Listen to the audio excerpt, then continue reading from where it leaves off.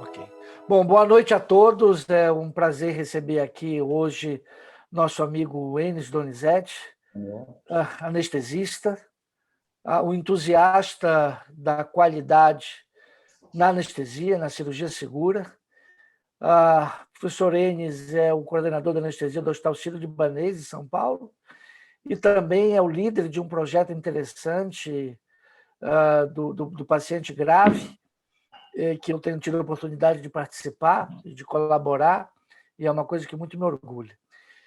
E o Enes vai falar para nós hoje de um assunto que, para nós intensivistas, ele é muito importante e nós dávamos pouca atenção até antes dessa pandemia. E até hoje eu comentei com a turma no hospital que foi-se o tempo que utilizar curária era uma atribuição de intensivista e anestesista.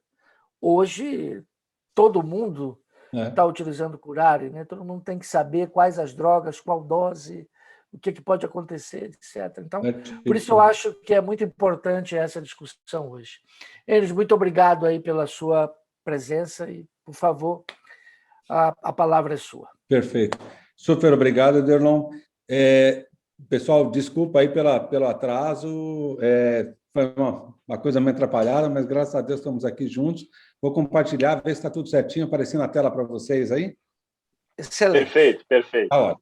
Legal. Então, assim, eu acho que é importante a gente falar, principalmente quando a gente toca num tema que não é muito da nossa prática, a gente entender as questões de segurança associadas a isso, né? E é interessante quando a gente fala de erros e eventos adversos, a falta de conhecimento em relação a não fazer um treinamento, não fazer uma simulação, não ler um manual, não conhecer profundamente, isso gera, e a gente sabe, vocês que trabalham em terapia intensiva, com certeza tem isso muito mais latente, a quantidade de equipamentos e a play de equipamentos que apareceram nos últimos anos, e que, efetivamente, quando a gente não conhece isso bem, isso contribui não para melhorar o cuidado, não para melhorar a segurança, mas, às vezes, para dar um resultado de um efeito adverso. É interessante quando a gente analisa essa questão de segurança do paciente, como isso melhorou e mudou no Brasil nos últimos 20 anos. A acreditação hospitalar realmente contribuiu para isso, mas, mais do que eu acho que foi uma tomada de consciência da classe médica em relação a esse tema de segurança do paciente, que passou hoje a ocupar um espaço importante nos nossos simpósios, eventos, congressos, e foi colocado de forma, eu diria que, tão importante quanto a monitorização hemodinâmica, a ventilação mecânica, estratégias de proteção pulmonar. Isso é muito importante. Por quê? Porque é a terceira causa de morte nos Estados Unidos. E lembrar que eles fizeram um relatório errário humano no final da década de 80, e de lá para cá eles construíram uma série de sistemas de segurança. Eles passaram a ter um reporte em relação a eventos adversos muito mais estruturado, muito mais organizado. E, no entanto, lá atrás, que era a quinta, sexta causa, passou a ser a terceira. Não, então aumentou os casos? Não, a documentação. Na verdade, e aí a gente tem um grande problema ainda no Brasil, que é a falta de notificação. Há 2 anos atrás, a gente fez um levantamento, existe um sistema de eventos adversos que é relatado. Na verdade, todo o sistema de anestesia que é feito pelos residentes de anestesia, eles são depois, com a parte resumida dele, é colocado num sistema chamado Logbook, que é da Sociedade Brasileira de Anestesia, e nós levantamos, junto com o pessoal da Fundação Oswaldo Cruz, no Rio de Janeiro, quase 3,5 milhões de pacientes desse banco de dados que a gente tinha. E é surpreendente, só para vocês terem ideia, quando a gente olha o número de óbitos, né, casos de óbitos em relação à cirurgia, isso no Brasil inteiro, cirurgias de pequeno, grande porte, cirurgias feitas dentro e fora do centro cirúrgico, que reporta tudo ali dentro, obstétricas, pediátricas, a gente tem praticamente um óbito a cada 4.350, 4.400 pacientes. Isso são os dados que a Austrália tinha na década de 80, era 1 para 5.000. Hoje eles falam de um índice de mortalidade, quando a gente fala dessa mortalidade global, como eu falei aqui agora, 1 para 150 mil, 1 para 200 mil, 1 para 250 mil. Então, a gente tem muito que andar nessa caminhada, né? E essa questão dos bloqueadores neuromusculares, eu acho que entra no mesmo caminho. Essas foram drogas que foram desenvolvidas no começo do século XIX, que entraram na prática praticamente no final dos anos 40. E só para vocês terem ideia, No início, muitos anestesistas relutavam em utilizar bloqueador neuromuscular porque eles tinham, naquela época lá, um evento, do ponto de vista de associação com evento adverso e morte, como a principal causa de óbito em pacientes cirúrgicos, tanto no intraoperatório como no pós-operatório. Eram drogas que tinham uma liberação de estamina brutal, do ponto de vista cardiovascular, era uma catástrofe cardiovascular para alguns pacientes. Então, foram drogas que entraram na prática anestésica, mas sempre entraram com grande receio. Recentemente, no Reino Unido, existe um reporte que são reportes que acontecem de várias situações relacionadas à prática da anestesia, e quando a gente observa lá, num desses aí, que são os NAPs, é o National Auditor Program, que é um programa do sistema de saúde em inglês, quando um dos NAP, que foi o NAP 7, o NAP 7 ele diz o seguinte, em relação a reações alérgicas, anafiláticas e anafilactoides. Os bloqueadores neuromusculares no Reino Unido ocupam a terceira posição hoje em relação a esse tipo de reação. Primeiro são os antibióticos, segundo são outras drogas que a gente usa eventualmente em anestesia, como anti-inflamatórios, outros analgésicos, assim por diante, e a terceira causa ainda são os bloqueadores neuromusculares. Então, são drogas que têm um potencial de contribuir para o evento adverso de uma forma muito intensa. Consequentemente, é algo que a gente tem que estar em mente aí, que isso tem que fazer parte da nossa preocupação, né? No Brasil, eu usei os dados dos Estados Unidos, a gente tem aqui praticamente o Walter Mendes, que na Fundação Oswaldo Cruz publicou um artigo sobre evento adverso e mostrou que isso acontece em torno de 12% a 15% dos pacientes internados em hospitais gerais, mas esse número também, assim como esse dado que eu acabei de passar para vocês, da SBA, sofre também de uma subnotificação. Quando a gente fala de bloqueador neuromuscular, qual é a grande preocupação nossa hoje em dia? Essa questão das reações anafiláticas e anafilactoides, elas foram minimizadas, porque aquela liberação de estamina, que era brutal quando a gente usava detubocurarina, dialil-nortoxiferina, que eram uns bloqueadores neuromusculares que a gente usava principalmente na década de 60, 70, e mesmo o brometo de pancurônio, que agora a gente teve que desenterrar nessa pandemia agora, por praticamente, só para vocês terem ideia, só 2 plantas no Brasil fabricavam ainda brometo de pancurônio. Uma dessas plantas é da Fresenius, ela fabricava em torno de 9.500 a 10.000 ampolas por mês, nos últimos 5 ou 6 anos aí, e praticamente era um bloqueador neuromuscular que estava relegado a um segundo, terceiro plano, a gente vai ver aqui um pouquinho de por que isso, mas praticamente o que tomou espaço nos últimos tempos foram praticamente dois grupos grandes, né? Os esteroides e os dialil-nortoxiferina, que são, na verdade, os esteroides são ainda o pancurônio, o rocurônio, o pipecurônio e o vecurônio. Pipecurônio praticamente saiu de linha, era um bloqueador neuromuscular interessante, a meia-vida dele era de 3 horas e meia, 4 horas, só para vocês terem ideia. Então, era um bloqueador que era interessante quando a gente fazia cirurgias mais prolongadas, você dava uma dose única no doente e aquilo resolvia as cirurgias de 4, 5, 6 horas de duração, o pipecurônio durava isso. Qual o problema do antagonismo desses bloqueadores neuromusculares? Até alguns anos atrás, mesmo os esteroides e todos os outros, é que a gente utiliza uma droga para poder fazer o antagonismo, na verdade, por competição. Porque lá na fenda sináptica, o que acontece é que a ação do bloqueador neuromuscular, ele impede a conexão da acetilcolina junto com as miofibrilas, impede a contração muscular, ou seja, você tem até a integridade da via neural, mas não tem as vesículas sinápticas bloqueadas. Então, você joga um monte de prostigmine lá e, com isso, você consegue deslocar o bloqueador neuromuscular e ela ocupa o lugar e a condução nervosa, neuromuscular, volta a ficar normal. Ou seja, você trata de uma forma antagonismo por competição. Quando, nos últimos anos, a gente vai ver depois aqui, apareceram drogas interessantes e, principalmente, que o antagonismo passou a ser um antagonismo químico muito interessante do ponto de vista molecular. E aí, a partir daí, a gente começou a resolver esse grande problema que está aqui na tela de vocês agora. paralisia residual na sala de recuperação pós-anestésico. Só para vocês terem ideia, esta é a nossa principal preocupação hoje, junto com hipotermia, náusea e vômito e dor na sala de recuperação. Quando a gente fala de um hospital terciário, um hospital que faz cirurgia de grande porte, esse número que está colocado aqui de 45, ele pode chegar até 60% dos pacientes na sala de recuperação pós-anestésica apresentam algum tipo de paralisia residual na sala de recuperação. Significa isso?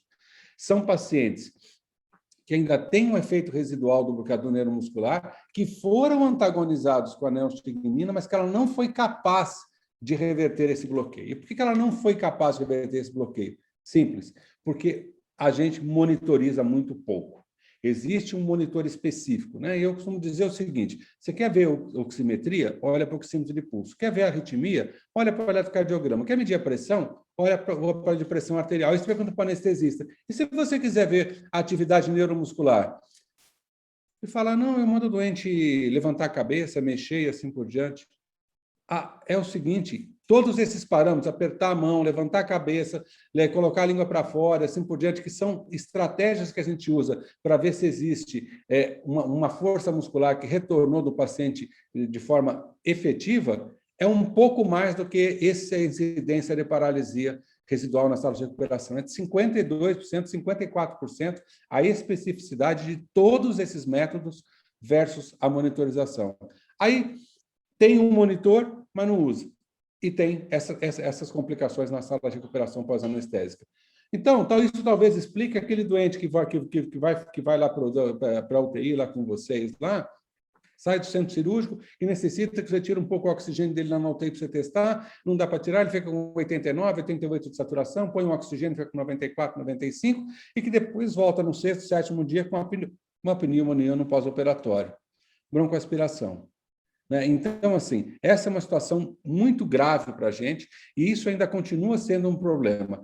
A propósito, um editorial recente, ainda de 2016, 2017, de uma associação americana voltada para a segurança do paciente, que chama-se Safety Patient Foundation, que, na verdade, essa é uma fundação, é uma ONG nos Estados Unidos, que discute algumas das complicações, mostrando o seguinte, que eles entendem que, na verdade, ter um monitor e não utilizá-lo seria, na verdade, uma transgressão ética muito grave frente a esse número de complicações que você tem. Então, esse é um problema grave para a gente em relação ainda a... E por que eles são graves? Eles são graves porque quando você utiliza os bloqueadores neuromusculares, que eles levam à paralisia, uma das complicações que a gente tem no intraoperatório relacionado a isso é o despertar intraoperatório, é a possibilidade do despertar intraoperatório. Então, o mesmo NAP no Reino Unido, que mostrou para a gente o potencial desencadeador de reações anafiláticas, anafilactóides com o bloqueador neuromuscular, mostrou uma outra coisa também. São pacientes que estão... Quando você utiliza uma droga hipnótica ou sedativa ou anestésico geral, junto com bloqueadores neuromusculares, a incidência de despertar intraoperatório é muito maior. E por que ela é muito maior? Porque o bloqueador neuromuscular impede um movimento anormal durante o procedimento cirúrgico que vai chamar a atenção do anestesista, do cirurgião e de mais alguém. Então, os bloqueadores neuromusculares ainda têm essa outra faceta aí, que é, na verdade, aumentar essa incidência. E aí, se a gente reportar agora para uma situação que a gente está vivendo agora, de escassez de benzodiazepínicos, escassez de opiáceo, escassez de drogas hipnóticas e sedativas, e utilizando o bloqueador neuromuscular de forma contínua, a quantidade de pacientes que a gente tem com despertar, e aí já não é nem despertar, né? Eu vou chamar agora de síndrome de estresse pós-traumático, né? Por vezes, esses doentes, às vezes, têm um grau de edema cerebral pela doença metabólica, pelo componente generalizado da doença grave nesses doentes, e talvez isso tenha até contribuído para que isso não seja muito importante.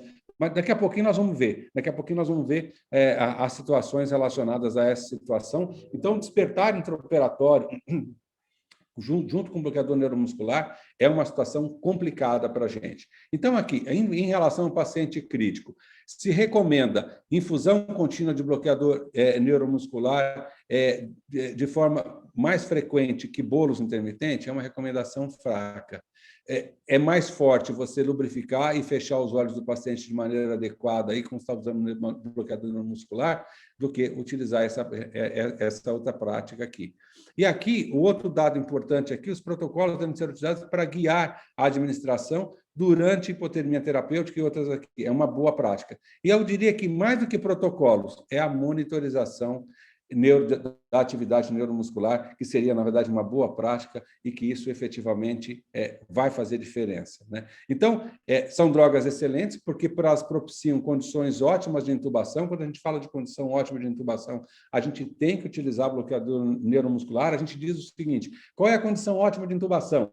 É o paciente com coxim suboccipital com 10 centímetros, o melhor relaxamento possível e o equipamento, que é o seu laringoscópio, o seu videolaringoscópio, o melhor possível. Mas o relaxamento muscular, ele faz parte desse conjunto aí da melhor situação que você tem para fazer uma intubação e para reduzir a incidência de intubação esofágica. Hoje, com o advento da oximetria de pulso e da capnografia, e principalmente nesse grupo de doentes extremamente instáveis, em que na hora que você faz a intubação, você vai com certeza, você vai ter uma piora inicial, porque mesmo que você demore, às vezes, 1 minuto, 1 minuto e meio, 2 minutos para intubar, isso é suficiente para roubar desse paciente aí uma mínima reserva que ele tem.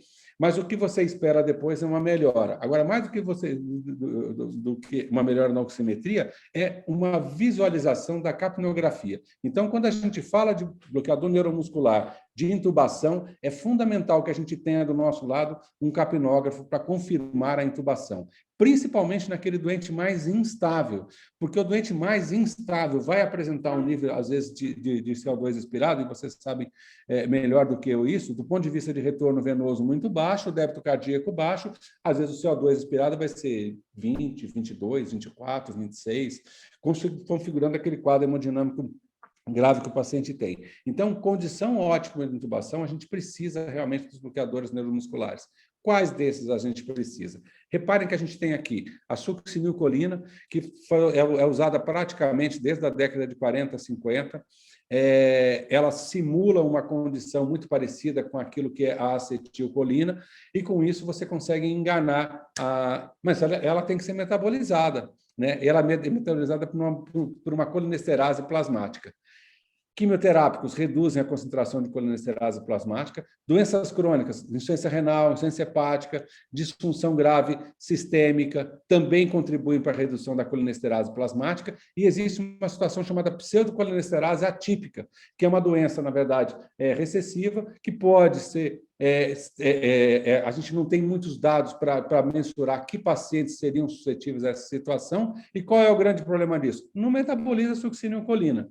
Às vezes você tem que fazer, às vezes até hemodiálise, mas se você quiser, você deixa o doente entubado 12, 16, 18, 20 horas, 24 horas. Eu, certa feita, fui um sábado à tarde fazer uma ressonância para reavaliar um paciente que estava fazendo uma quimioterapia. Aí pediram para fazer a apneia, e às vezes naquela época a gente tinha o hábito de fazer pequenos bolos de succinilcolina. Dava 10 miligramas de succinilcolina, mais 10 miligramas de succinilcolina, repetido. Esse é um grande problema. A gente pode, com essas doses repetidas, microdoses de succinilcolina, eu posso criar uma situação chamada bloqueio dual. O que é o bloqueio dual hoje para a gente? É um bloqueio neuromuscular profundo. A gente aprendeu isso depois.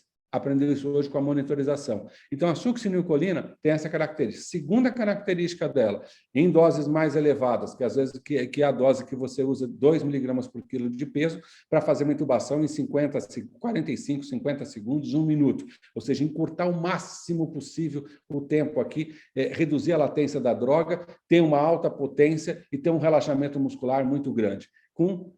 Você faz isso 2 miligramas? Ok, excelente. Tem um grupo de doentes, principalmente os pacientes pediátricos, que são suscetíveis a isso e podem fazer quadros de assistolia ou bradicardia grave não responsiva à atropina, né? Então, a succinilcolina tem essa... E a outra característica importante dela, que é a liberação de potássio. Tem um doente que tiver com uma instabilidade hidroeletrolítica e ácido básica, com potássio um pouquinho mais elevado, tome muito cuidado com a succinilcolina nessa dose dobrada, porque você pode ter problemas com relação a ela. Eu vou passar do primeiro para o último, passar do succinilcolina para o pancurônio, porque o pancurônio, durante muito tempo, era o padrão que a gente tinha de bloqueador neuromuscular. a gente fazia uma técnica chamada anestesia analgésica, em que a gente usava doses altíssimas de fentanil, 100, 150, 200 microgramas por quilo de peso do paciente. A gente usava 60, 70, 80, 90 ml de fentanil para esse paciente, para fazer, por exemplo, cirurgia cardíaca, neurocirurgia. Colocava o paciente com oxigênio protóxico e usava pancurônio, fazia uma dose de pancurônio inicial. Essa dose inicial passava de 0,6, 0,7 para mais ou menos 0,8, quase 1 miligrama. Então, a gente fazia uma dose bem elevada de pancurônio e deixava lá o doente lá praticamente com aquilo. Qual era o problema? Ele tem metabólito ativo, tem que ter eliminação renal e tem que ter metabolização hepática. Então, você tem que ter uma integridade desse sistema. Não teve direito, você vai ter um bloqueio muito prolongado. E a incidência, e aqui não é curarização residual, pessoal, é recurarização, que é com o metabólito ativo, que é em torno de 30% a 40% de eficácia em relação à droga-mãe, você tem um bloqueio, mais o efeito da residual do que sobrar do próprio pancurônio, você vai ter um bloqueio muito eficaz, muito efetivo, o suficiente para você continuar operando o doente novo ou continuar tendo o doente numa situação mais tranquila. Reparem que aqui no meio, eu tenho aqui todos os rocurônio, vecurônio, mivacúrio, cisatracúrio e atracúrio.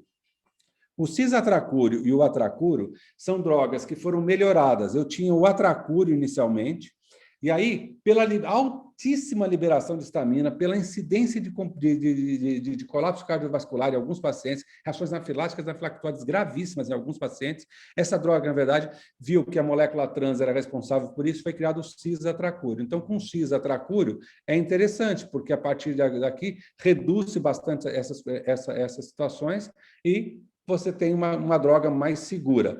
Tem um mecanismo de eliminação chamado metabolização de Hoffmann, que é uma metabolização que depende de uma integridade do sistema renal.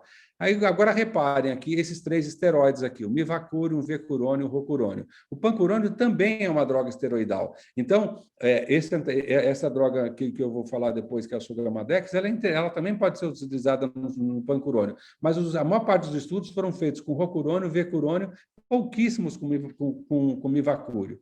O que ela tem de interessante? Reparem aqui no mivacúrio, também ele é metabolizado por uma butilcolinesterase plasmática, está associado com liberação de histamina. Quando a gente fala de liberação de histamina em bloqueador neuromuscular, pessoal, isto é de verdade.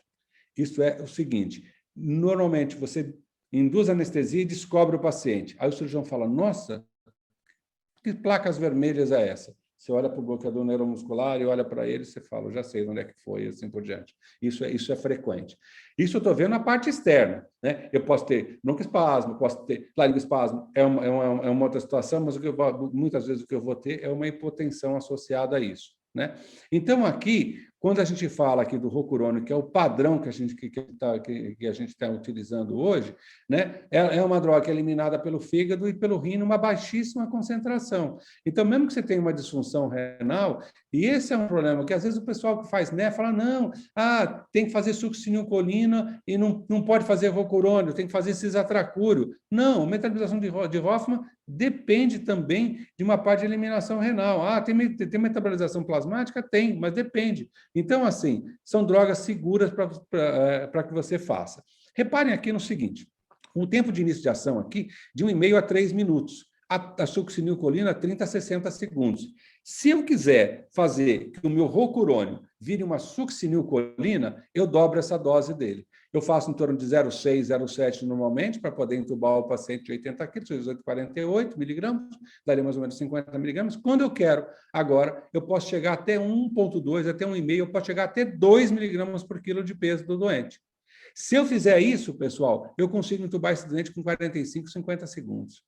Então, assim, é uma droga muito interessante, porque não tem os efeitos colaterais da succinilcolina, nem bradiarritmia, nem assistolia, nem liberação de potássio, nem dor, porque, na verdade, vocês nem vão ver isso, mas para a gente que induz com succinilcolina, uma das queixas do doente no pós-operatório é uma dor muscular generalizada, ele faz cicula, ele tem uma fasciculação importante. Então, é uma droga que tem essa característica. Mas, na hora que eu faço essa dose dobrada, pessoal, o que acontece? Duração clínica, 20 a 70 minutos. E eu queria chamar a atenção de vocês em relação ao bloqueador neuromuscular.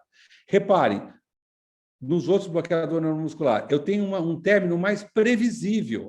Cisatracura, 35 a 50 minutos, isso dá mais ou menos em torno de 40% em relação ao tempo inicial, 30 a 40 minutos aqui, dá mais ou menos em torno de 30% em relação ao tempo inicial, aqui dá mais ou menos 50% aqui, ou até 100% do tempo inicial, mas eu queria chamar a atenção do Rocurônio para vocês, pessoal, 20 a 70 minutos, 20 eu tenho dados de monitorização de pacientes, não só eu, inúmeras pessoas têm isso publicado já também, que uma dose de Rocurônio de 0,6 miligramas por quilo de peso, eu monitorizei meu doente, a cirurgia durou 2 horas e meia. Às 2 horas e meia, meu doente ficou com TOF zerado, a gente vai ver daqui a pouquinho, a contagem pós-tetânica, no final, em torno de 3 ou 4. Então, ou seja, é uma droga que tem uma meia-vida muito complicada para a gente poder achar que esse dado farmacológico, esse dado de duração clínica aqui, que ele é real. Ele é muito mais diferente disso, né? E isso, pessoal, quando eu faço uma infusão contínua mais prolongada, eu vou ter esse tempo aqui muito, muito, muito mais prolongado. Consequentemente, se eu estou fazendo droga dessa aqui em infusão contínua, e eu estou fazendo o meu procedimento lá que vai durar 4, 5, 6 horas, só para vocês terem ideia, 2 horas antes, eu desligo o bloqueador neuromuscular, porque sei que eu vou chegar naquela fase próximo do despertar do paciente, numa situação em que eu vou ter razoável, um bloqueio neuromuscular ainda de uma contagem de TOF de uns 30%, 40%, ou seja, o meu doente está curarizado. Entendeu? Então, assim, esse é um ponto importante. Então, os bloqueadores neuromusculares, tomem cuidado com ele. Eles são dessas drogas que a gente tem, são as drogas que mais nos enganam em relação à farmacocinética dele. Talvez tanto quanto os opiáceos também nos enganem em relação a isso. Então, eu acho que esse é um ponto importante. Quando a gente fala de monitorização, a gente vai ver alguns monitores depois, mas o que a gente está falando? Níveis de bloqueio, vamos chamar de nível 1 a nível 5, de bloqueio, de recuperação adequada, em que um TOF é trem de 4 estímulos, é um train of 4. Eu dou 4 estímulos sequenciais de 20 a 40 ou 60 milivolts no meu paciente, em alguns locais que a gente vai mostrar depois. A hora que eu aplico esse choque, existe uma transmissão dessa voltagem. Se a fenda sináptica estiver bloqueada, ela não vai responder, tá certo? Se ela estiver parcialmente desbloqueada, ela vai responder. Então, ela vai responder de maneira boa, que é o TOF, que é T4 sobre T1, que é o último sobre o primeiro, acima de 0,9. Ou seja, você tem praticamente os 4 estímulos do mesmo tamanho. E aí, pessoal, o que tem de interessante? Nessa situação de 0,9, eu não tenho risco de descurarização residual. Aí você fala, e se você estiver usando pancurônio? Aí eu falo, aí mexeu. Por quê? Porque naquele momento eu reverti a droga. Eu não sei o quanto depois pode retornar com metabólito ativo, como ela depende de eliminação renal. Então, assim, o pancurônio é uma droga que a gente não tem ainda estudo legal com relação à reversão com o Sogamadex, mas tem que ter o pé atrás com ele. Então, se você for utilizar no dia a dia, não tem Rocurônio, mas acabou a cisatracura, só tem o pancurônio, tome cuidado com essa droga aí, tá? Tome cuidado, porque a meia-vida dele é muito mais prolongada. Se você não tiver disfunção renal, aí, então, foi para o espaço, tá? Então, assim, na medida que você vai subindo esse nível de bloqueio, de nível 1 para o nível 5, eu vou tendo tanto uma recuperação adequada, ou seja, força muscular, vai tossir, vai proteger via aérea, tranquilo, tá? Agora, eu vou tendo aqui agora uma alteração mínima até um bloqueio completo, aqui com uma contagem pós-tetânica de 9. Aí você fala, mas você não estava falando que era TOF? Por que você está falando de contagem pós-tetânica agora? Então, é o seguinte, quando esse TOF aqui, ele começa a dar um valor muito baixo, 0,4, 1 a 3 aqui, o que eu faço? Eu faço uma contagem pós-tetânica. A contagem pós-tetânica é feita o seguinte, pós-tétano. Então, dou um tétano, que dá mais ou menos 120, 150 milivolts, uma super contração forte, e em seguida dou 10 contrações sequenciais para o meu paciente. Teoria do tudo ou nada lá da biofísica. Nessa hora, com o primeiro estímulo, eu já dei uma limpada, entre aspas, dei uma ativada super forte na minha fenda sináptica. O que tiver de restinho ali de acetilcolina vai ser liberada. Se não tiver mais, vai fadigar rápido. A contagem pós-tetânica de 10, que seria o normal depois, com 10 estímulos sequenciais do mesmo tamanho, ele pode ficar 3, 4, 1. E aí, repare que eu estou começando a contar aqui, ó, a contagem pós-tetânica de 1, 2 e 3. Então, normalmente, a gente faz duas modalidades. O monitor de atividade neuromuscular, eu tenho praticamente duas modalidades que me interessam, TOF e contagem pós-tetânica. O que a gente faz primeiro na reversão e mesmo na hora da intubação? Se eu quiser ter a melhor condição de intubação, pessoal, eu faço a contagem pós-tetânica e só vou colocar o laringoscópio na boca do doente quando eu tiver uma contagem pós-tetânica zerada. O TOF vai estar zerado antes, tá? O TOF zera antes, a contagem pós-tetânica zera depois. Condição excelente de intubação. Isso é o máximo de relaxamento que você vai conseguir, tá? Fora isso, só se cortar as coisas da mandíbula assim por diante. Não vai ter jeito, tá? Aí, muito bem. Aí tem uma condição agora que é na recuperação, que é agora voltar. O que eu vou querer? Eu vou querer saber da contagem pós-tetânica, vou querer saber se a contagem pós-tetânica está 1, 2, 3, 4, 5, 6. Se ela tiver 3, 4, nem adianta você fazer TOF, porque o TOF vai estar zerado.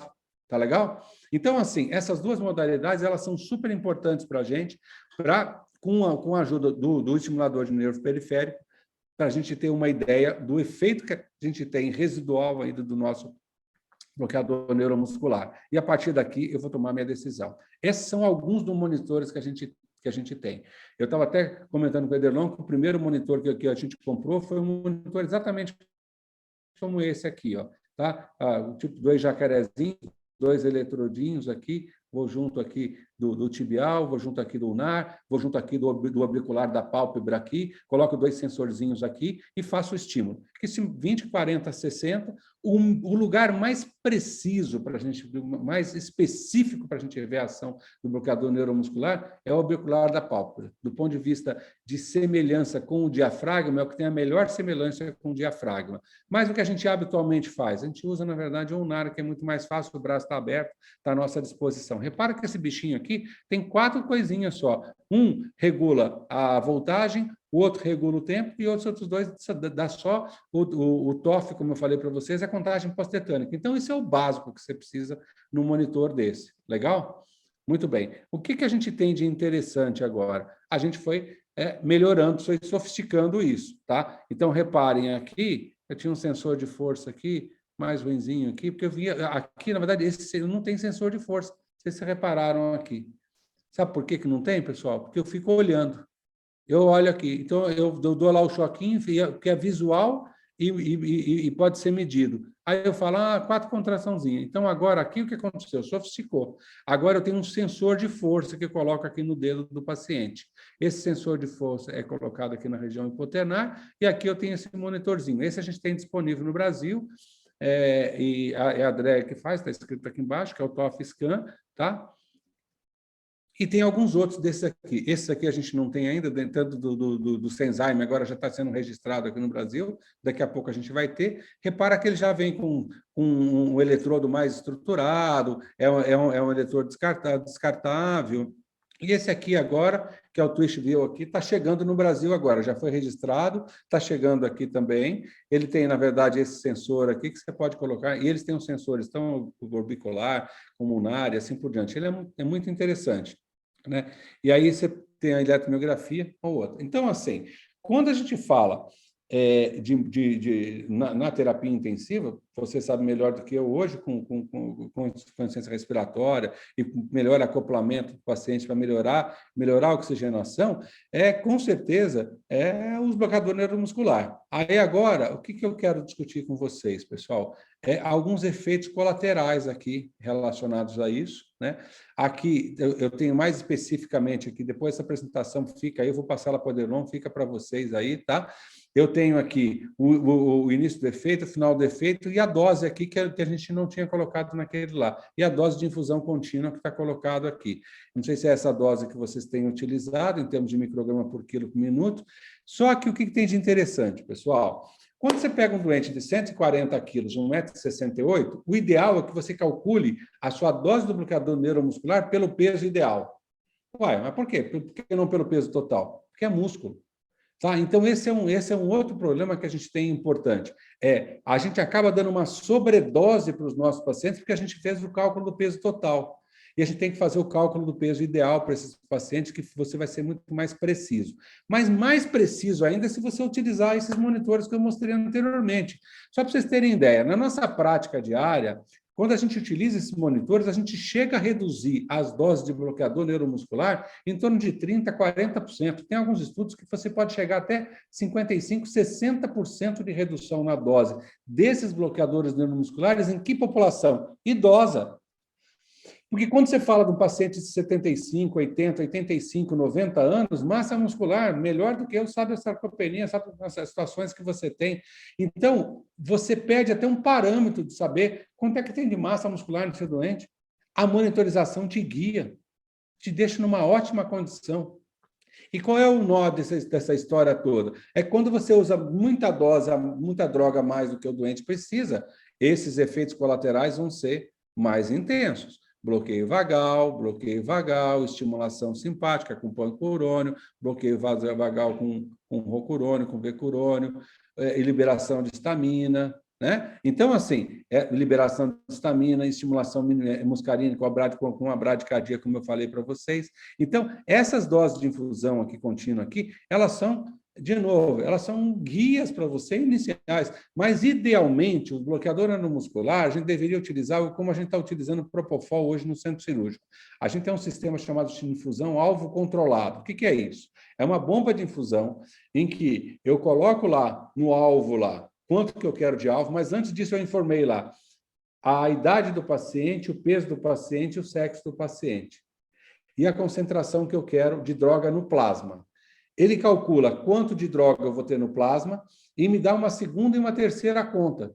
A conta de qual é o despertar para aquele paciente, e eu posso corrigir essa dose na bomba de infusão, e ele me dá uma concentração da droga no sítio efetor. Então, ele vem lá, CE, concentração no sítio efetor, vem até um desenhozinho do cérebrozinho lá na bomba do Propofol, que é a bomba específica para ele, que é o Propofol PFS aí que tem. Mas hoje a gente tem várias bombas de infusão com o software já, com os algoritmos já estruturados e montados para várias dessas drogas. Então, tem para opiáceo, tem para remifentanil, alfentanil, tem para fentanil, mas o fentanil é pouco utilizado, tem para propofol, e agora está começando a se discutir para bloqueador neuromuscular. Mas para bloqueador neuromuscular, é quase que um sistema de alça fechada. O que eu quero dizer? Na hora que você faz a monitorização, e você fala assim, olha, eu quero um TOF zerado e uma contagem pós-tetânica de 3. Ah, qual a dose que eu vou começar? Eu vou fazer uma dose em bolos de 0,05 ou de 0,1? 0,05. Eu posso até reduzir isso aqui. Eu estou monitorizando, eu estou vendo o efeito. Tá certo? Eu vou titular. E que mais? A dose de infusão. Eu não vou usar essa 50%, eu não vou usar nem com 0,8. Eu estou usando benzodiazepínico junto, estou usando opiáceo, isso também vai dar um efeito razoável no meu paciente. Eu posso começar com 0,4, 0,5 e vou olhando a monitorização. Por isso que eu falei que a gente consegue reduzir de forma muito consistente essa redução em relação a isso, né? E esse bloqueio residual já é conhecido por mais de 35 anos, ocorre tudo a despeito da reversão com neostigmine. Porque a reversão com neostigmine, como eu falei para vocês, não é um sistema de competição. Se naquele momento eu dou 3 miligramas de neostigmine, ok, ela empurra o bloqueador neuromuscular para lá.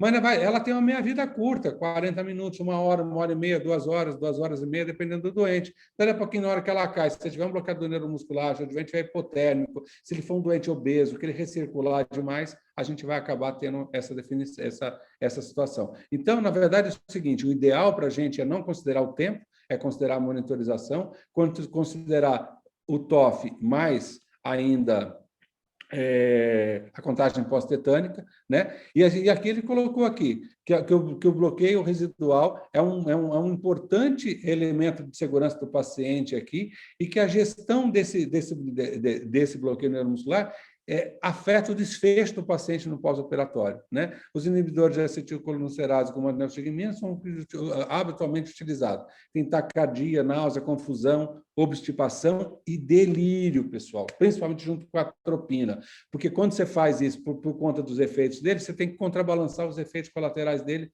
com a atropina. Essa junção em pacientes idosos aumenta a incidência de delírio, e vocês sabem que delírio é um grande marcador de mortalidade também, né? Então, assim, essa é a situação que a gente busca, um TOF normal. 12 estímulos, os quatro aqui do mesmo tamanho, da mesma amplitude aqui, T4 sobre T1 aqui, 1, perfeito, T4 sobre T1 aqui, meio, T4 sobre T1 aqui, 0,8. Aqui eu vou ter que fazer algum tipo de antagonismo, não posso deixar o doente nessa situação, né? Então, existe um consenso em relação a que o bloqueio neuromuscular aqui piora o desfecho, que a neostigmina não é a melhor droga para isso, então agora vamos no geral. Esse foi o grande cara e aqui vocês estão vendo aqui, bomba, essa coisa toda aqui, o Harold Griffith aqui foi o cara que introduziu os bloqueadores, na verdade foi o cara que criou os bloqueadores neuromusculares, né? A liberação de acetilcolina é aqui que a gente vai atuar. Praticamente, o que a gente tem como os despolarizantes, o principal deles, representante, é a succinilcolina, que ativa os receptores de acetilcolina, que lembra uma molécula de acetilcolina, porque isso que ela engana, né? Ela tem uma estimulação contínua, se difunde rapidamente hidrolisada, tem esse problema da pseudocolinesterase associado a isso, é excelente, muito rápida, uma meia-vida de duração de 6 a 10 minutos, ou de 1 a 2 dias, dependendo da situação, como eu falei para vocês aqui, né?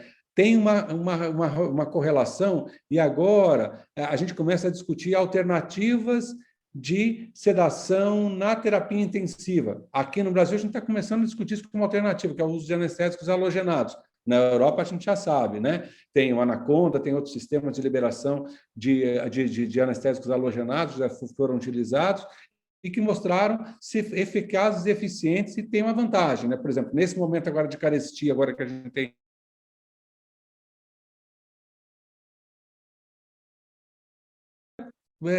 anestésico halogenado. Fala, pô, mas anestésico halogenado vai lesar o fígado do cara, vai lesar o rim do cara. Não, em concentrações baixas, com CAN de 0,3, 0,4, a gente pode usar a infusão contínua por um longo tempo aí, que é muito tranquilo, mas tem um riscozinho na hora que você junta succinilcolina com esse troço aqui. Então, lá no centro cirúrgico para a gente, lá, hipertermia maligna ainda é um negócio que é um estigma importante. Então, aqueles que usam, os anestesistas que usam ainda acetilcolina, succinilcolina de rotina, eles ficam sempre preocupados. E preocupados tem que monitorizar a temperatura e frequência cardíaca. Paciente que apresenta frequência cardíaca de forma anormal, logo no início da anestesia, sem uma explicação eficiente, ele pode estar vivendo um quadro de hipertermia maligna. Você sabe que a taxa de mortalidade é complicada com isso, né? Então, alguns riscos de hipercalemia severa, né? Em alguns desses pacientes aqui com essas condições aqui, elas são previsíveis de acontecer quando você, principalmente, pessoal, quando a gente usa aqueles 2 miligramas, né? Algumas outras complicações, a fasciculação que eu falei com vocês, que é algo que vocês não vão observar, a gente observa e depois a gente vai ver no pós-operatório o doente está reclamando de dor para você, ao aumento de bradicardia, aumento de pressão intraocular, e aí tomar cuidado, porque eu vi em alguns lugares o pessoal fazendo infusão contínua de succinilcolina para manter esses doentes curarizados. Porque não sei se você sabe, mas tem uma succinilcolina de 100 miligramas, que é essa que a gente compra e que a gente usa nos nossos hospitais de rotina, tem uma outra de 500 miligramas, tem uma outra que tem 2 gramas de succinilcolina, que é utilizado principalmente na anestesia veterinária. Tá? Então, nós tivemos no nosso hospital uma época, faltou succinilcolina de 100 miligramas, e alguns colegas fizeram 300 miligramas, 350, 400 miligramas, 500 miligramas de succinilcolina, achando que estava fazendo 100. A gente colheu alguns episódios de bradiarritmia grave e, num caso, uma parada cardíaca que foi revertida sem nenhum dano e assim por diante. Então, é uma droga, de novo, nesse momento de muita droga correndo, uma pressão muito grande, temos que tomar cuidado, né? Em 71, o Rosen aqui estabeleceu essa chamada intubação de sequência rápida, que é o que a gente está utilizando muito aqui, né, principalmente no COVID, que é fazer a intubação mais rápido possível, deixar o doente sem a ventilação o mínimo de tempo possível por conta das condições de oxigenação, mas lá para a gente, lá no centro cirúrgico, a condição que a gente tem associado a essa situação é o risco de estômago cheio associado a essa outra situação, né? Então, estudo retrospectivo aqui, chegada na sala de cirurgia, laringoscopia direta aqui, utilizando succinilcolina aqui, quando a gente compara aqui, 2 anos aqui, não tem diferença em relação até a número de tentativas aqui, pacientes em trauma, e eu estou comparando aqui um anestesiologista, que é um cara que já tinha mais ou menos 5, 6 anos, 3, 4, 5 anos de experiência, com um médico aqui da emergência aqui, não houve diferença em relação à taxa de complicação de intubação esofágica, bronquio, aspiração, dessaturação, mostrando o seguinte, na hora que eu tenho alguém que tem 2, 3, 4 anos de experiência, tanto faz do ponto de vista, quer dizer, então a gente tem até ido colaborar com vocês aí, com os times de intubação, mas na prática a gente vê que esses estudos aqui mostram que a taxa de sucesso aqui, tanto o pessoal da emergência quanto vocês da UTI, é muito alta, vocês têm habilidade para intubar, isso é muito tranquilo mesmo, né? E agora a gente tem os bloqueadores não despolarizantes, que alguns a gente já falou anteriormente, qual a vantagem disso? Reduz o risco de hipertermia maligna, tem alguma ação com relação a algumas doenças neuromusculares, distrofia musculares, risco de AVC, rabdomiólise, assim por diante, né? Então, assim, o rocurônio aqui versus rocurônio aqui, o rocurônio aqui, na dose de 1,2 miligramas, demorou 130 segundos, na dose de 2 miligramas, como eu falei para vocês, a succinilcolina aqui na dose padrão dela, aqui de 1 miligrama por quilo de peso, 95 segundos. Na hora que eu ponho isso aqui para 2 miligramas, eu vou para 50 segundos, e na hora que eu coloco aqui praticamente 2 miligramas aqui, eu vou para 50, 60 segundos. Então, os tempos se equivalem aqui em termos de a situação adequada para a intubação, né? Lembrar aquilo que eu falei, se eu estou monitorizando, eu faço o train of far, faço a contagem pós-tetânica, e aí tem uma situação muito confortável em relação a esses pacientes aqui, né? A succinilcolina aqui recuperou mais rápido aqui do que o rocurônio, aqui é mais do que esperado isso, né? E vamos em frente aqui. E aqui a mesma coisa.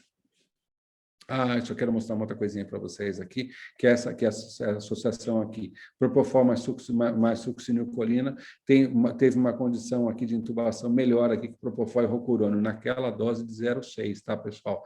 Quando eu subo essa dose aqui, essas situações aqui são praticamente semelhantes, né? Então, aqui, ele fala aqui que na sala de emergência aqui, a succinilcolina seria a droga de escolha, a menos que ela esteja contraindicada, tá certo? Então, assim, é uma droga boa para ser utilizada ainda, mas com todos aqueles cuidados que eu falei para vocês anteriormente, tá? E aqui é só com ela, vamos só dar uma... Em relação aos agentes musculares, neuromusculares na terapia intensiva, aí staff treinado, o que a gente tem disponível, né? Isso aqui a gente, então, lembra que eu falei do tubo coralina lá atrás?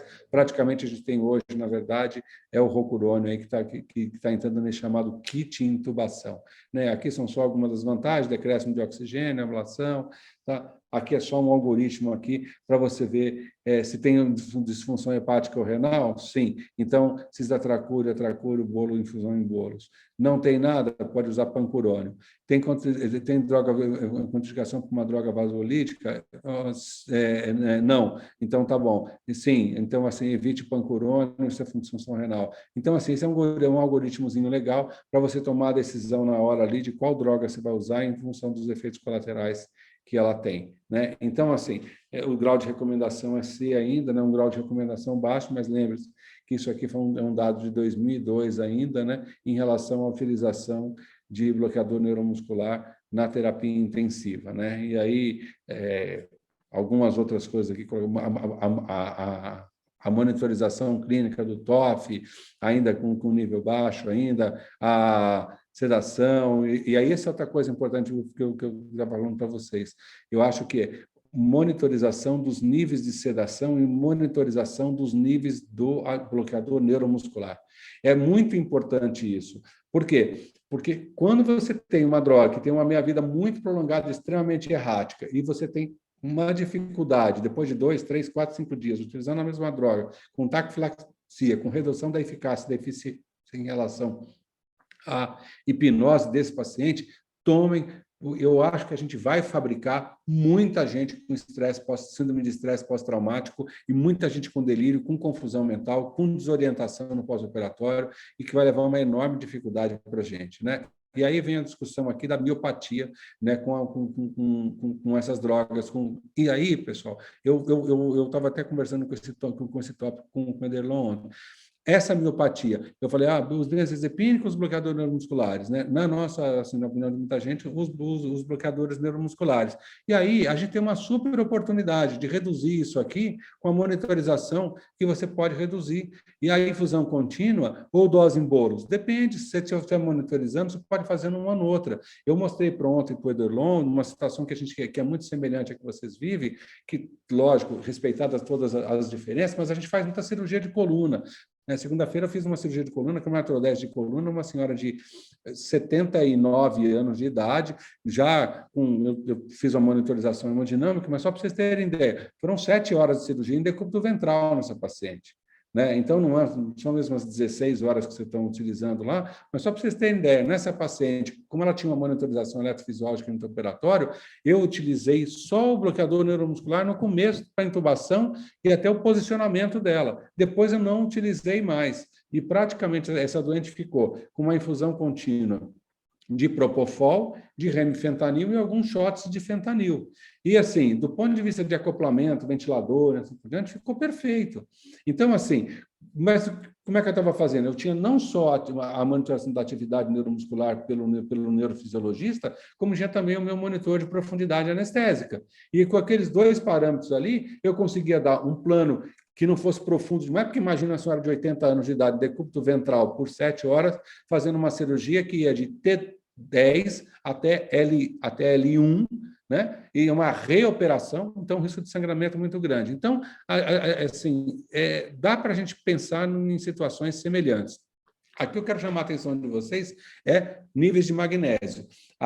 Cada vez mais a gente tem utilizado no intraoperatório e anestesia drogas adjuvantes para melhorar a analgesia pós-operatória. Usamos lidocaína, usamos sulfato de magnésio, usamos também a destrocetamina, que era o antigo ketalaro, agora que foi melhorado, agora a destrocetamina, e utilizamos outras drogas. Quando você usa magnésio, ela prolonga o bloqueador neuromuscular e aumenta o efeito dele. Então, doentes que você tiver na UTI, estiver fazendo uma reposição de magnésio, leve isso em consideração em relação à monitorização, porque ele aumenta muito o tempo de duração do bloqueio neuromuscular, né? E algumas outras situações relacionadas a isso também, né? Alto nível, não só o alto nível de magnésio, mas o pH mais baixo, essa etilação, isso é presente para o Vecurone, é presente também para essas outras drogas, né? Algumas outras, deixa eu só passar aqui mais rápido aqui, porque eu já vi que já estou estourando o tempo aqui, né? Aqui, vamos passar aqui que a gente vai chegar no finalzinho, que é hiperglicemia, corticosteroides. Eu acho que eu vou passar aqui só para, assim, isso aqui é interessante, porque em relação à monitorização, né? Então, assim, eles acham que tem que usar monitorização para tudo, mas olha só, o Reino Unido e Dinamarca, só para vocês terem ideia, quando a gente fala de monitorização da atividade neuromuscular, os 3 principais anestesistas que trabalharam com essa monitorização e criar uma boa parte dessa tecnologia de conhecimento das técnicas são da Dinamarca. Reparem aqui a monitorização de rotina lá, inclusive um deles dizia que no dia que ele estava no hospital, ele passava nas salas de cirurgia, todos estavam monitorizando a atividade neuromuscular. No dia que ele não estava lá e ele fazia uma incerta, menos de 50% estavam usando. Não é muito diferente aqui a monitorização de rotina, aqui de 43% aqui, 28% na Alemanha, 2% aqui no México, aqui, isso em 2009. Né? E aqui 62% dos anestesistas ingleses nunca utilizaram monitorização e menos de 10% usam isso como uma forma rotineira. Então, isso mesmo entre nós anestesistas aqui é algo ainda muito complicado ainda, né? Então, assim, só colocando aqui, o TOF aqui foi descrito em 73, em pessoas saudáveis, assim por diante, e viram aqui que, do ponto de vista de eficácia e efetividade, o Train of 4, 4 estímulos sucessivos, de estímulo por 2 segundos, 2 restos, com uma relação, e aí é isso que a gente tem aqui, tem estrutura, assim, tem bases fisiológicas para a gente analisar tanto a contagem pós-tetânica como o TOF, né? E aí, como é que a gente acha lá na terapia intensiva, né? Ele vai te ajudar do ponto de vista não só em relação ao nível de adequado de monitorização neuromuscular, mas ele vai te propiciar uma redução significativa para você poder ter um efeito adequado, para você ter um efeito de rápido de ação quando você quer medir, para você poder fazer a intubação.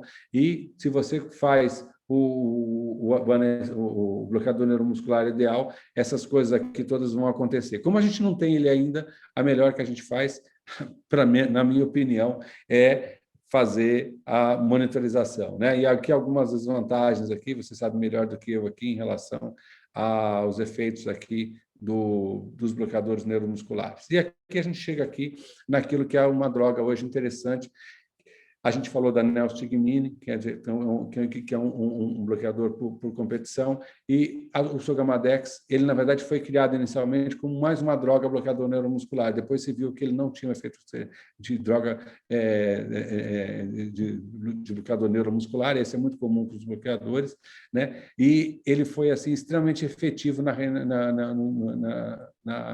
reversão do rocurônio, principalmente.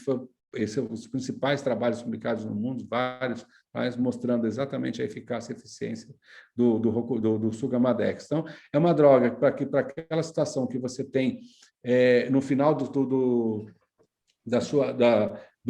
da sua sedação. Fala, puta, quero acordar o doente. Puta, será que é bloqueador neuromuscular ou será que é outra coisa? Monitoriza. Tem efeito residual de bloqueador neuromuscular? Utiliza o Sogamadex, reverte o bloqueador neuromuscular, a partir daí você vai definir o que é que você vai poder utilizar como ou estratégia, assim por diante. Então, monitorizar e utilizar uma droga específica para fazer o antagonismo, eu acho interessante, acho legal. Ederlon, acho que era isso. Obrigado pelo tempo, obrigado pela paciência de vocês aí. Espero que tenha sido útil de alguma maneira aí para vocês, aí para a gente poder conversar um pouquinho agora. Obrigado, Enes. Parabéns aí pela apresentação. Pessoal, nós estamos aí à disposição para tirar dúvidas. Vocês podem fazer suas perguntas diretamente, ou pode usar aí o chat. Enquanto vocês vão aí aquecendo os motores, eu vou começar aqui fazendo uma pergunta para o Enes. Bom, está muito claro, Enes, na tua apresentação, que nós estamos na terapia intensiva engatinhando ainda na questão da utilização de bloqueador neuromuscular, do ponto de vista de entender a importância de monitorizar, de utilizar isso de maneira mais racional, enfim. E nós agora estamos no meio de uma pandemia,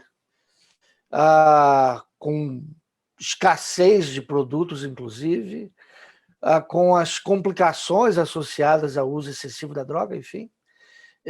A maioria de nós na terapia intensiva nunca tinha ouvido falar na possibilidade de reversão da utilização do bloqueio neuromuscular. E eu queria que você estressasse um pouquinho mais esse assunto, da importância de você escolher um curare que possa ser revertido. Qual a importância disso, principalmente numa intubação, onde você pode não conseguir de primeira, enfim. Estressa um pouquinho isso, que eu acho que isso é muito importante para o pessoal da terapia intensiva.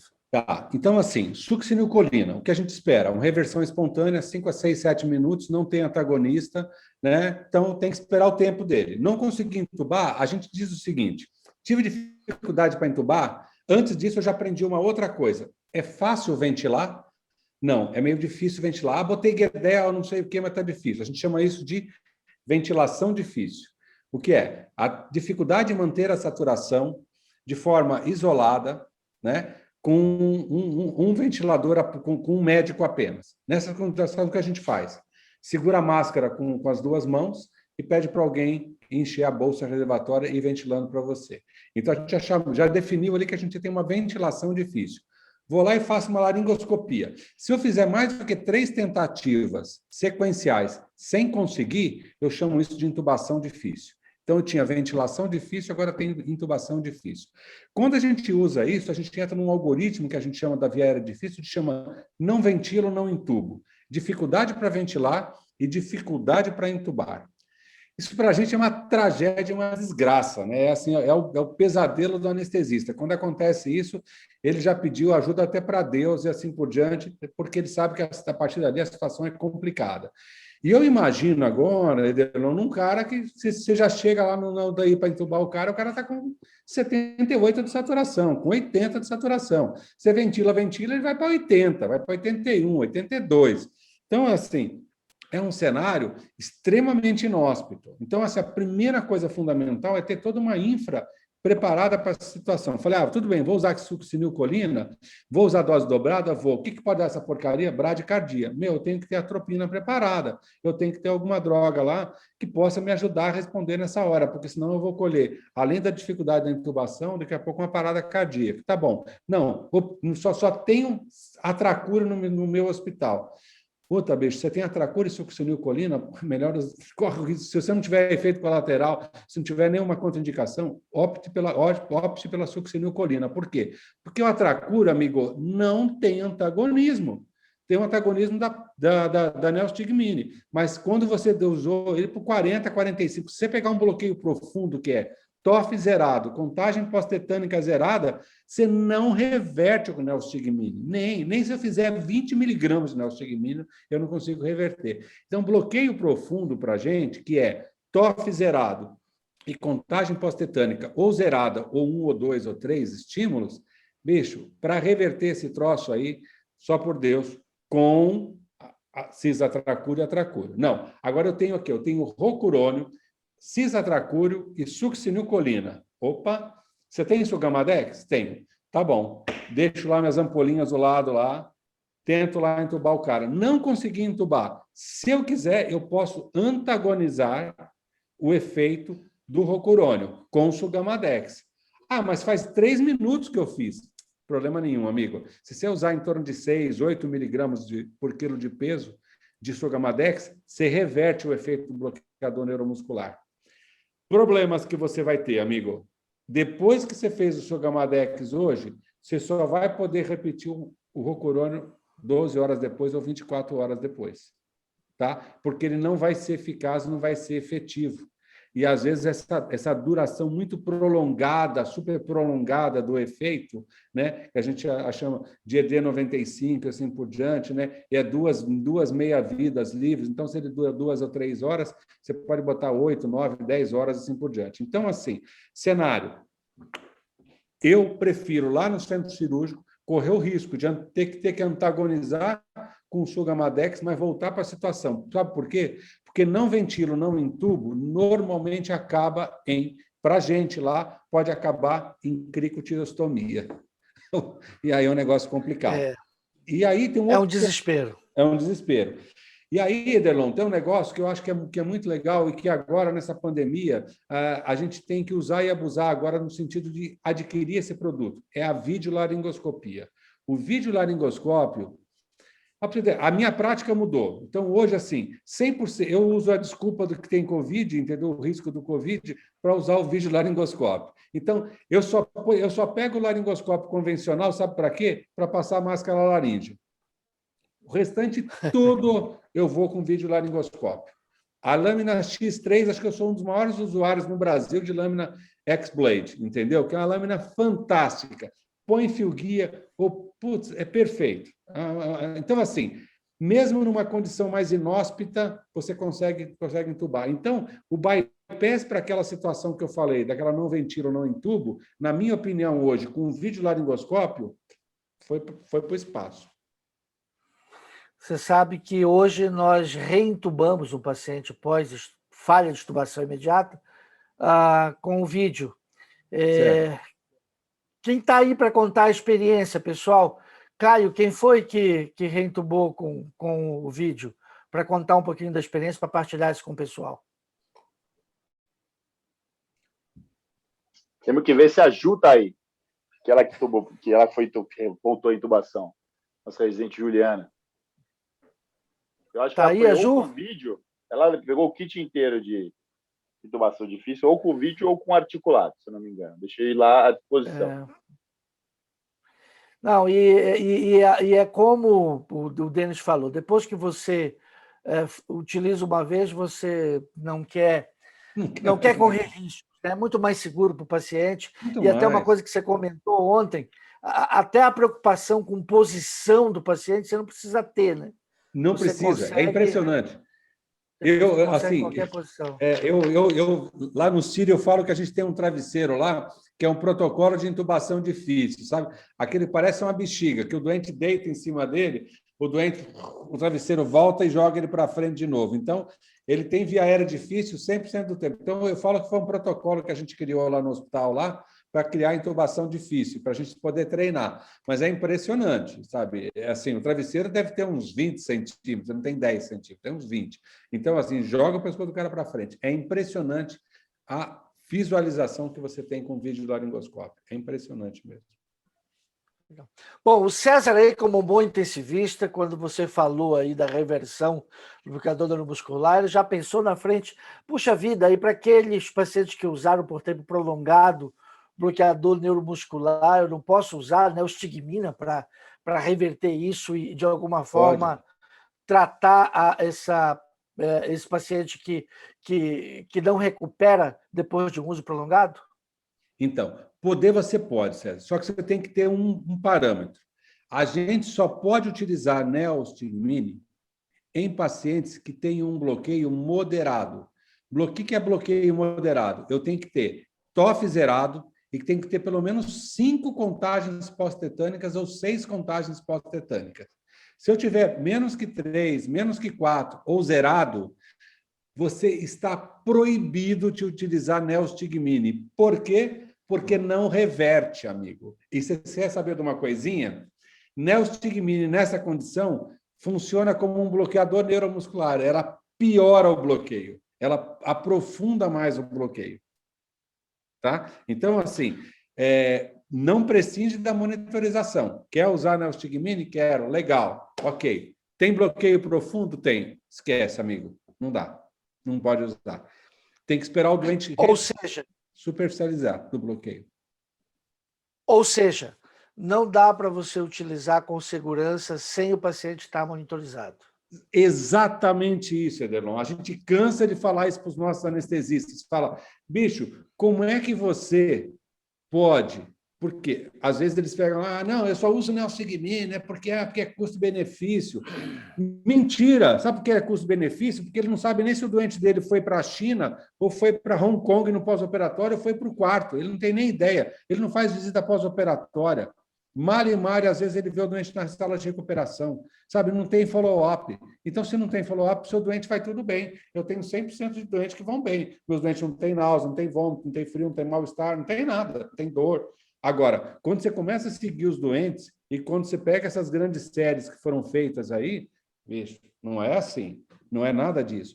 Então, assim, é uma droga que pode te enganar. Ela dá uma falsa sensação. E aí você põe oxigênio. O cara acorda, você mete uma máscara de reservatório no cara, sem nenhuma disfunção pulmonar, com 10 litros de oxigênio, o cara faz 94, 95 de saturação, você está satisfeito, manda ele para recuperação. Tira o oxigênio e vai para 82 de saturação. E você vai lá e conversa com o cara e pede para o cara tossir, o cara fala assim... Pô, não tem eficácia, não tem efetividade nenhuma. É só dar mais 2 ou 3 miligramas de morfina por causa de uma dor e esperar no pós-operatório a broncoaspiração que esse cara vai fazer. Então, Ederlon, a gente tem que começar a fazer, na verdade, custo-eficácia e custo-efetividade. Né? Mas é mais barato. Sim, é mais barato, mas sai mais barato no final. O custo final é assim mesmo, porque o preço de aquisição eu já sei, lógico, o preço de aquisição de neostigmina é centavos, com R$5 eu compro uma caixinha, não tem dúvida. Eu quero saber lá no final, eu quero saber lá na custo-eficácia, custo-efetividade. E aí, farmacoeconomia não é um negócio que é muito a nossa praia, né? A gente meio que coloca isso de lado, né? A gente acha que preço é custo. O Elber comentou aqui que videolarinho é igual ultrassom. Uma vez que você usa, você não quer largar nunca mais, né? Exatamente. É isso. É igualzinho a ultrassom mesmo.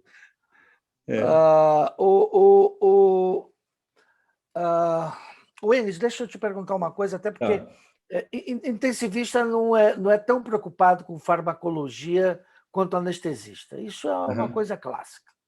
o anestesista ele se preocupa muito mais no estudo da farmacologia. Na verdade, isso está aí no âmago da especialidade, né? Exato. Então, faz o pessoal entender um pouquinho melhor que quando você pensa, por exemplo, no rocurônio, e que você usa uma dose em bolos, e você sabe que ele vai ter uma meia-vida X, mas a diferença que faz quando você faz a infusão contínua da droga.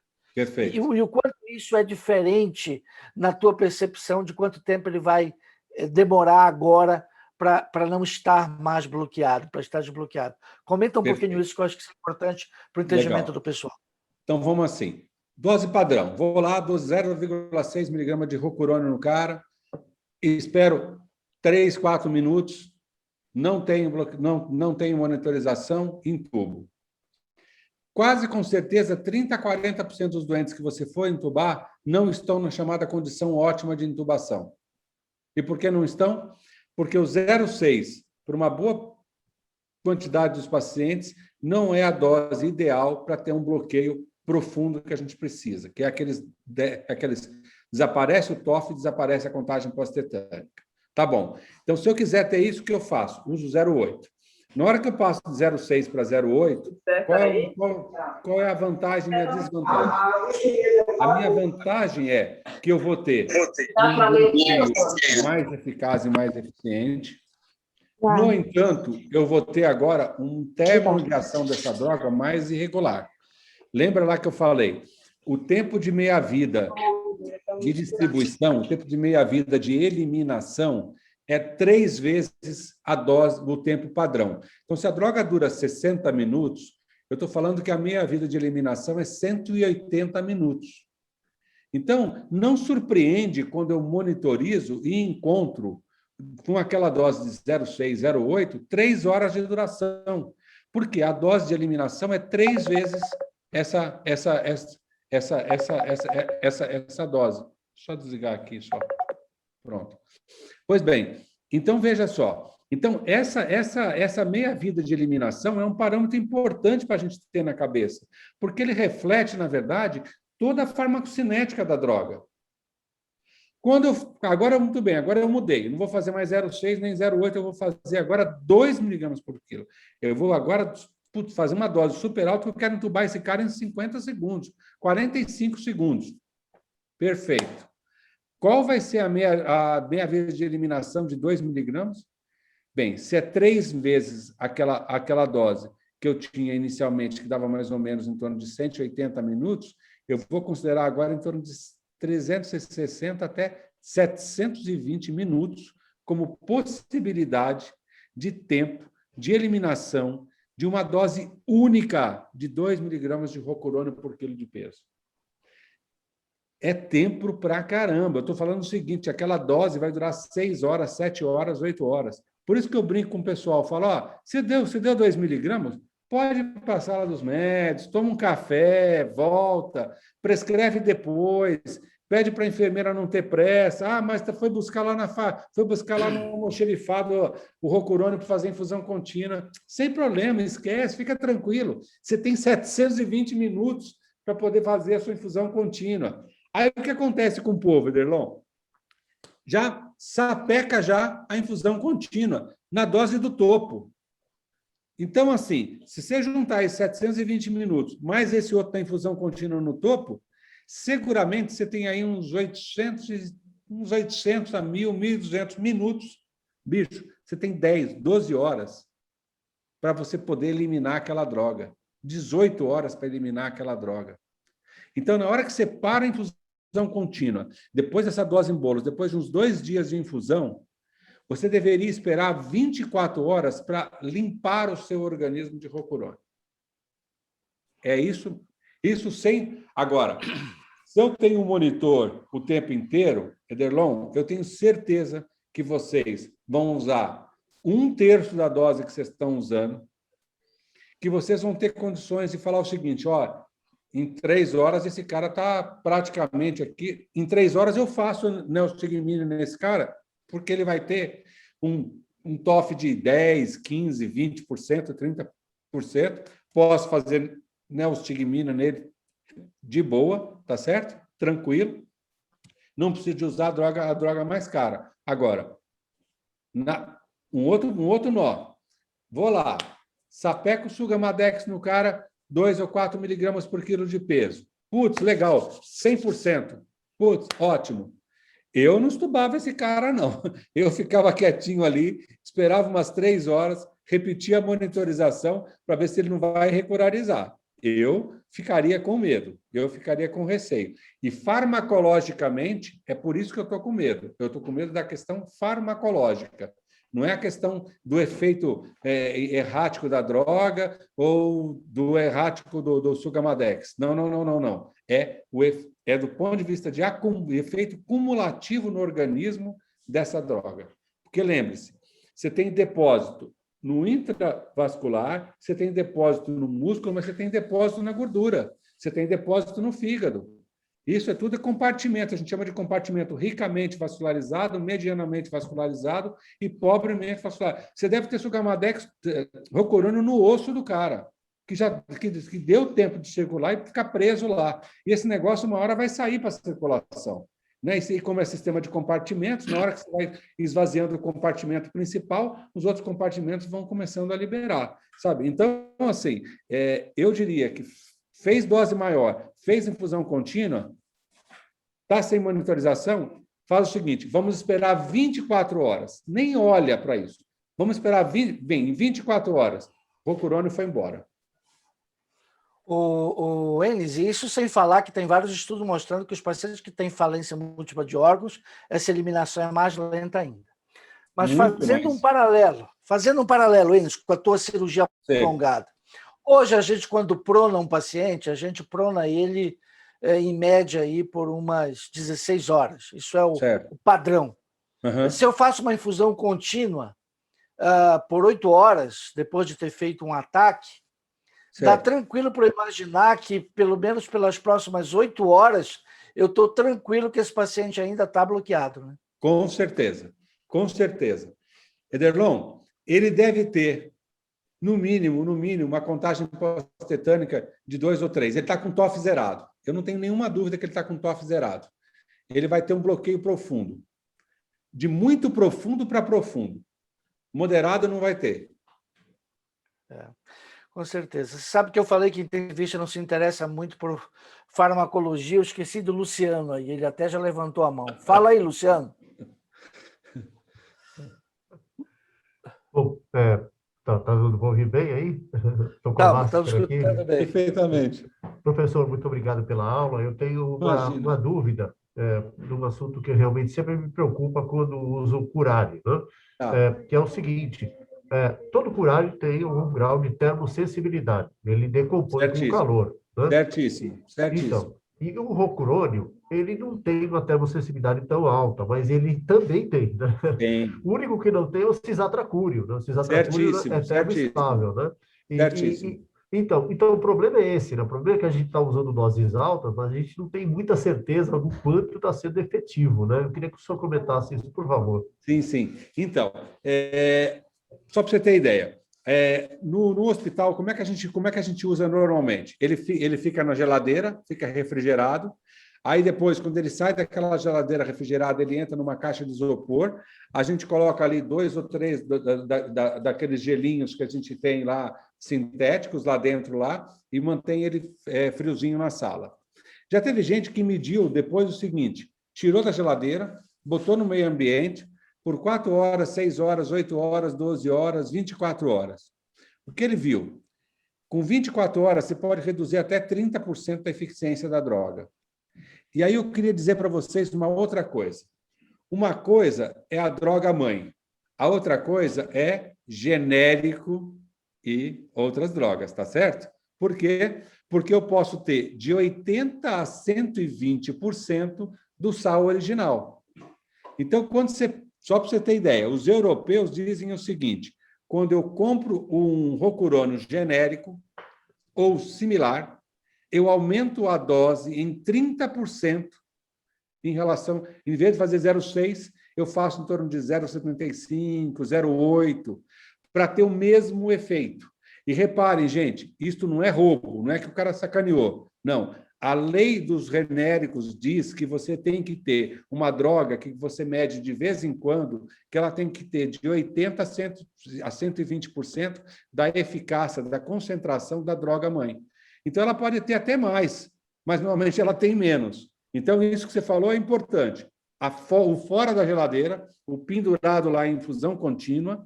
Além disso, o fato dele... E o que a gente está achando hoje no mercado é genérico. Então, você tem dois fatores aí. A redução da eficácia, da efetividade por conta da concentração de droga ativa mesmo ali dentro. Em vez de ter 50 miligramas de rocurônio, você tem 42, 41, 43, e assim por diante. E mais esses aspectos que você colocou dessa questão do fora. E aí, eu tenho um toque para discutir. Eu não acho que infusão contínua é a grande solução para isso. Se você estiver monitorizando, por exemplo, eu faço cirurgias de 12, 14, 16 horas. Eu sempre fiz de rotina monitorização e rocurônio intermitente. Por que eu faço intermitente? Porque é simples. Neste momento, eu estabeleço lá o meu princípio. Eu usei 0,7 para poder induzir. Vou repicar quando? Quando a minha contagem pós-tetânica for 2 ou 3. Enquanto a minha contagem pós-tetânica está zerada, eu não repico. Aí, às vezes, eu estou com um residente e ele fala assim, esse TOF não está funcionando. Eu falei, quando começou, você achou que estava bom? Estava funcionando? Foi com ele que você zerou a contagem pós-tetânica e fez uma intubação numa melhor condição? Foi. Falei, então, ele é mesmo agora. Agora, lembre, isso aqui é bloqueador neuromuscular, é curário. Curário é assim mesmo. Às vezes é isso, demora 2 horas. Ederlon, eu chego, às vezes, a ter um momento de repicar. Cirurgia robótica, você sabe muito bem a preocupação nossa com a questão da curarização naquela situação. É 4 espetos enfiados na barriga do doente, deste tamanho aqui, meu amigo, é um negócio fora de coisa. Se aquele doente der uma mexida, alguma coisa, é uma tragédia. Eu monitorizo de rotina. Eu coloco o braço do doente ao longo do corpo, faço uma proteção para a mão e monitorizo. Tem vezes que eu vou repicar com uma dose de 0,6, 0,7, que eu vou repicar, só que lá a gente usa Esmeron mesmo, a gente usa o sal, que é o sal original. Original. Já teve situação de eu fazer o primeiro repique com 2 horas. E teve doente que eu tive que fazer o repique com 30 minutos, com 25, 30 minutos. De novo. Mas, está escrito, está escrito lá. É de 20 a 70 minutos, e se eu considerar a meia-vida de eliminação, que é 3 vezes isso aí, pode durar. Então, não está maluco o negócio, entendeu? Então, assim, essa coisa errática demais aí faz com que eu não tenha conforto em utilizar a infusão contínua, porque também seria muito mais fácil. Diluo, ponho, mando lá e estou monitorizando. Está profundo demais, reduz a dose. Pode ser. Se eu estou monitorizando, é uma vantagem, mas eu preciso. E a mesma coisa, quando eu antagonizo com o Sugamadex, eu estou brigando com a indústria, porque o ano que vem vence a patente do Sugamadex. Eu estou brigando com algumas empresas para falar o seguinte: vocês têm que fazer ampolas de 50 miligramas de Sugamadex e de 100 miligramas. Esse frasco atual, que é um frasco ampola, tem 200 miligramas. Por quê? Porque eu reverto uma boa parte desses bloqueios moderados para superficiais com 0,5 miligrama de Sugamadex, 1 miligrama de Sugamadex. Porque se você for pelo by the book lá, você vai fazer 2, 4, 8 e 16. Aquela situação no ventilo, não entubo, o cara manda você reverter com 16 miligramas de Sugamadex. Você acaba com o Sugamadex no hospital para poder reverter o não ventilo, não entubo, entendeu? Então, não tem muito sentido. Dá para ser diferente. Mas, de novo, né? Eu tenho que estar monitorizando para enxergar o que eu estou fazendo. Bom, eu acho que você respondeu já a pergunta da Giovana sobre se bloqueio com infusão contínua em bolos, se havia diferença. Acho que já foi bem respondido aí por você. Bom, pessoal, eu acho que foi excelente o bate-papo. Alguém tem mais alguma pergunta? Eu fui provocar aqui que nós não tínhamos farmacologista nos intensivistas, você viu aí, né, Enes? Eu já vi. Que é? Levantou, já bateu pro gol. Pois é. Mas, enfim, eu acho que foi um bate-papo muito bom. Eu acho que tirou aí bastante dúvidas. E, pessoal, eu acho que depois dessa conversa fica muito claro a necessidade de que a gente avance um pouco mais na terapia intensiva, com mais monitorização desses pacientes durante o uso de bloqueador neuromuscular, e que certamente nós estamos utilizando doses muito maiores do que o que os nossos pacientes precisam, e é muito provável que muitas das complicações, principalmente a polineuropatia, a miopatia associada à doença grave, tenham uma contribuição importante da utilização desses fármacos de maneira adequada. São drogas muito úteis, muito importantes para nós no nosso dia a dia, mas que a gente tem que ter muita cautela no seu uso. Enes, suas palavras finais aí para a gente se despedir. Super obrigado. De novo, desculpa, pessoal, pelo mau jeito aí do início, aí meio atrabalhoado em relação à conexão da internet. Eu acho que a gente está tendo uma super oportunidade, viu, Ederlon? Eu acho que assim a gente tem que entender esse cenário dessa tragédia que está causando nesse mundo afora, e principalmente no Brasil, e buscar oportunidades de melhoria para cuidar melhor dos nossos doentes.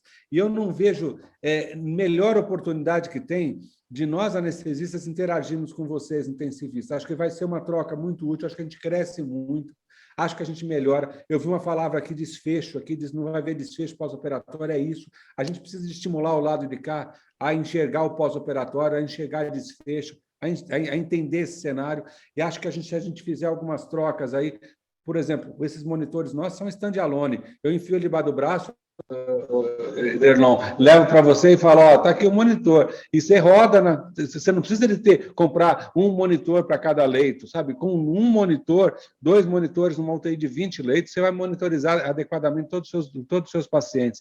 Então, acho que a gente tem uma super oportunidade aí de fazer coisa melhor para todo mundo aí, tomara a Deus que a gente consiga realmente fazer isso, que acho que os nossos pacientes vão se beneficiar muito. Obrigado de coração pelo convite, sempre... É muito bom conversar com vocês, em especial com você, Ederlon, meu grande amigo aí. Obrigado mesmo. Grande abraço, Enes, e obrigado pelo sacrifício que você fez para estar com a gente. Um grande abraço. Outro grande. Até mais, pessoal. Obrigado. Boa noite para vocês. Boa noite, turma. Um abraço, pessoal. Até mais. Tchau.